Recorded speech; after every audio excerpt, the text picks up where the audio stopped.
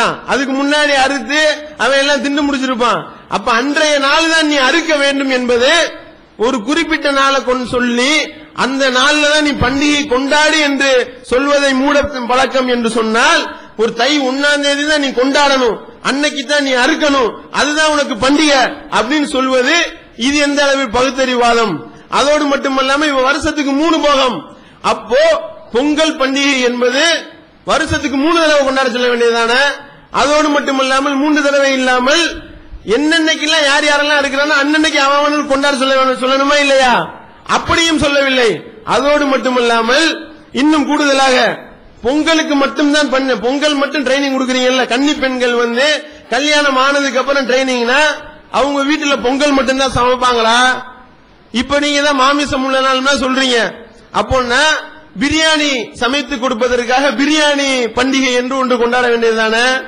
ஆட்டுக்கால் சூப்பு வைக்க ட்ரைனிங் கொடுக்கறதுக்கு ஆட்டுக்கால் சூப்பு பண்டிகை என்று ஒன்று அறிமுகப்படுத்த வேண்டியதுதானே?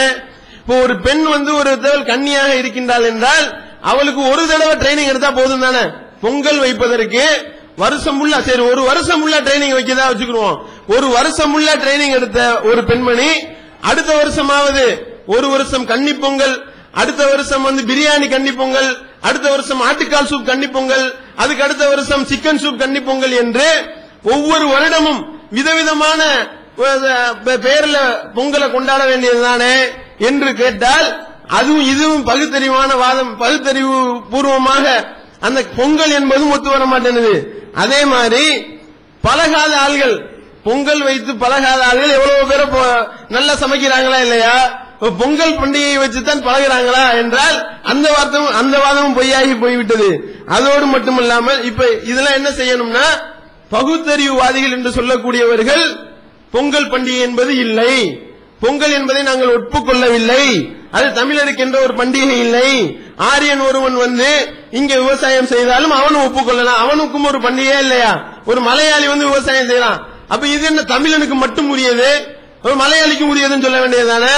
அதோடு மட்டுமல்லாமல் அதுக்கு அடுத்தபடியா இது மனுஷனுக்கு பெண்ணடிமைத்தனத்தையும் ஆமோதிச்சாச்சு, பெண்ணடிமைத்தனமும் ஓகே என்று சொல்லி அவங்களுக்கு ட்ரைனிங் கொடுங்கன்னு சொல்லியாச்சு. சொல்லிவிட்டு கால்நடைகளுக்கு அடுத்து மாட்டு பொங்கலுக்கு வர்றாரு. மாட்டு பொங்கல் எப்படியா? அந்த இதுக்காக விவசாயத்திற்காக உதவி செய்த அந்த விலங்குகளுக்கு மாடுகளுக்கு நாம் பாராட்ட வேண்டுமா இல்லையா? அது சொல்லி காட்டுறாரு. விடுதலை புத்தகத்திலேயே எப்படி சொல்லி காட்டுறாரு? நமது மற்ற பண்டிகைகள் எல்லாம் ஆரிய மத சம்பந்தமான கதைகளை அடிப்படையாக கொண்டு பார்ப்பனரால் கற்பனை செய்வதாகும். இது விவசாயிகளுக்கு உரிய பண்டிகை ஆனதினால் முதல் நாள் தானியம் சமைக்கும் பண்டிகையும், அடுத்த நாள் விவசாயிகளுக்கு முக்கியமான இன்றியமையாததான கால்நடை ஜீவன்களை பாராட்டும் மாட்டுப் பொங்கல் என்ற நிகழ்ச்சியையும் ஒரு பண்டிகையாக ஏற்பாடு செய்யப்பட்டிருக்கின்றது. அதனால்தான் இந்த நிகழ்ச்சிகளுக்கு பொங்கல் பண்டிகை, மாட்டுப் பொங்கல் பண்டிகை என்று பெயர் வழங்கப்பட்டிருக்கின்றது. எவ்வளவு பயங்கரமான பகுத்தறிவு தத்துவம் பாத்தீங்களா? ஏதாவது ஒரு மாடு இவர்கிட்ட என்னை நீ பாராட்டு, என்னை நீ எனக்கு ஒரு மாட்டுப் பொங்கல் கொண்டாடுன்னு ஏதாவது ஒரு மாடு கேட்டுச்சா? இதுக்கு பாராட்டு தெரிவிக்கிறீங்களே, பகுத்தறிவு பூர்வமாக இந்த பாராட்டு என்பது அந்த மாட்டுக்காவது தெரியுமா? அந்த மாட்டுக்கு நீங்க மாலையை போட்டு பாராட்டுன்ற பேர்ல இப்ப என்ன பண்ணிக்கிட்டு இருக்காங்க கூத்துக்கள் என்பது தனி விஷயம். அதை போட்டு பாடாப்படுத்தி இதை சாவடிக்கிறது அது வேற டாபிக். அதே நேரத்தில் மாட்டு பொங்கல் என்று நீங்கள் கொண்டாடுகின்றீர்களே, மாட்டுக்கு மட்டும்தான் கொண்டாடுறானா? எந்த விவசாயத்திற்கு உதவுவதாக இருக்கக்கூடிய அந்த மாட்டுக்கு மட்டும் கொண்டாடுவதில்லை, பசுவையும் கொண்டாடிக்கிட்டு இருக்காங்க மாட்டு பொங்கல் என்ற பெயர்ல. அதோடு மட்டுமல்லாமல் இப்ப உழுகிறதுக்கு மாடுதான் பயன்படுத்தப்படுதா? டிராக்டரை வச்சு ஓட்டுறீங்கல்ல, அப்ப இனிமே என்ன செய்யணும் என்றால் டிராக்டர் பொங்கல் என்று அறிவிக்க வேண்டும். எப்படி இப்ப மாட்டோட நீங்க ஜல்லிக்கட்டு நடத்துறீங்களோ அந்த மாதிரி ஒரு ஆளை டிராக்டரை ஓட்டி விட்டு நான் அடக்கிற மாதிரி டிராக்டரை என்று ஒருவர் டிராக்டருக்கு முன்னாடி தாவி உங்களுடைய வீரத்தை காட்ட வேண்டும். இதெல்லாம் பகுத்தறிவு பூர்வமானதா? அப்ப இது யோசித்து பார்த்தோம் என்றால் நிறைய எக்கச்சக்கமான இதுக்கு டைம் இல்ல. இந்த மாதிரி இதை மட்டுமே 5 நாள் சொல்லலாம். இவர் என்னென்ன ஏதாவது 1-2 கண்டுபிடிச்சு சொல்றாரு, 1-2 இல்ல, அவர் சொல்லக்கூடிய அனைத்து தத்துவங்களும் எல்லாமே உணர்வதா தான் இருக்கு. அடுத்த நிறைய பட்டியல் போட இருக்கின்றார். திருமணம் கூடாது நீ இல்ல, அதை சுற்றியே அந்த திருமணத்துக்கு எவ்வளவு வியாக்கியானங்கள்லாம் நிறைய கொடுத்திருக்கின்றார்.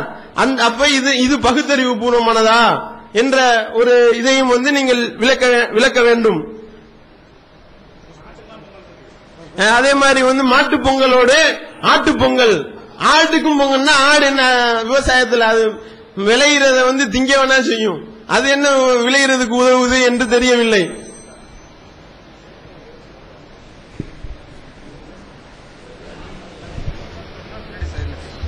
ஒரு அன்பான வேண்டுகோள், விவாதம் பண்றதுன்னா நாங்க மேற்கொண்டு பேச தயார், விதண்டாவாதம் பண்றதுன்னா நாங்க விலகி போக தயார். காரணம் என்னன்னு கேட்டீங்கன்னா, பாப்பா சாராயம் வித்தா அதை வாங்கக்கூடாது, தமிழன் கள்ள சாராயம் காய்ச்சினா அதை வாங்கி குடிக்கலாங்கிற உதாரணம்லாம் நீங்க சொன்னீங்கன்னா அது போல உதாரணங்கள் எங்களாலையும் சொல்ல முடியும்.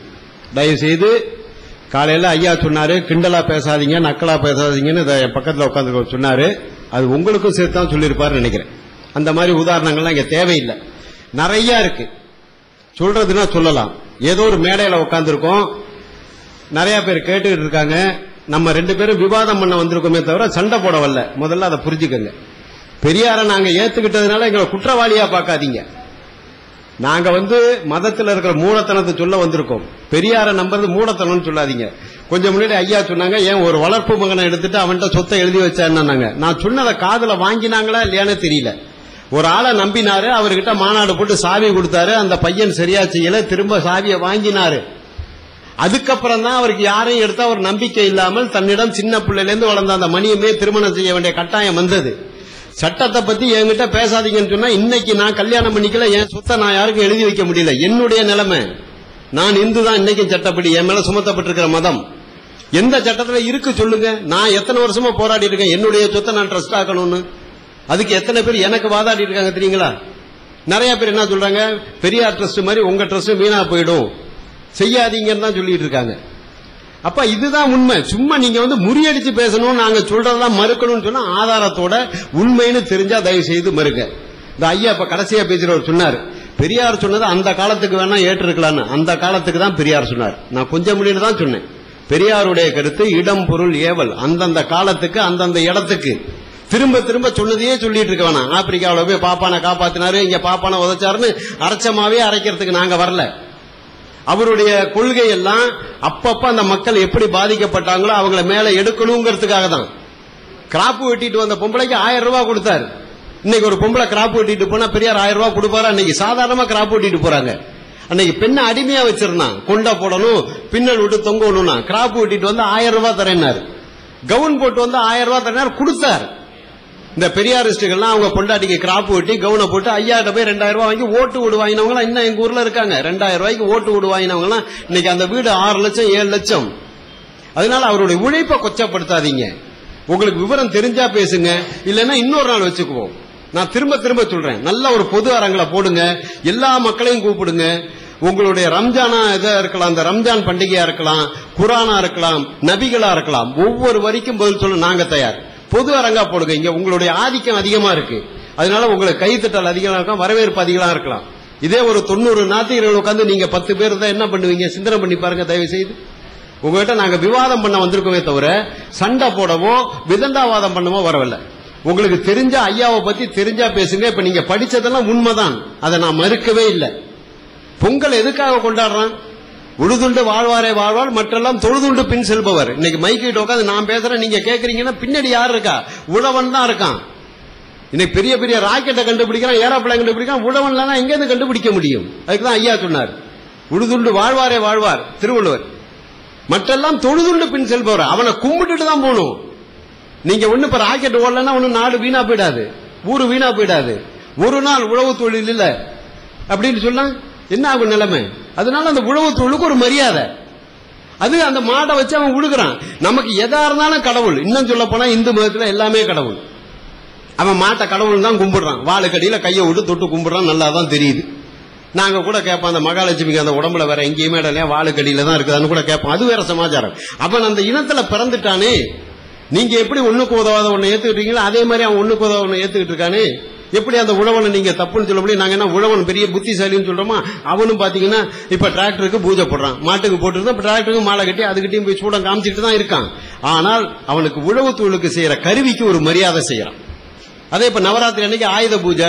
எங்க ஊர்ல எத்தனை இஸ்லாமியர் தெரியுங்களா வண்டிக்கு? இப்ப ஏன் அபார்ட்மெண்ட்ல 8 பேர் 8